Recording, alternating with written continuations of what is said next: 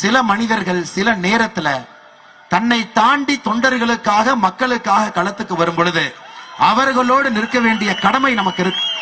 அதனால் இங்க இருக்கக்கூடிய எல்லா பாரதிய ஜனதா கட்சியினுடைய தலைவர்களுக்கு தொண்டர்களுக்கு என்னுடைய அன்பான வேண்டுகோளை நான் வைக்கின்றேன்.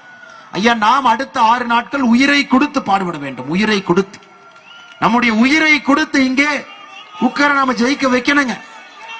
அண்ணன் இந்த அலையன்ஸ் அமைவதற்கு, இந்த கூட்டணி அமைவதற்கு ஒரு முக்கியமான காரணம் அண்ணன் டிடிவி அவர்கள்.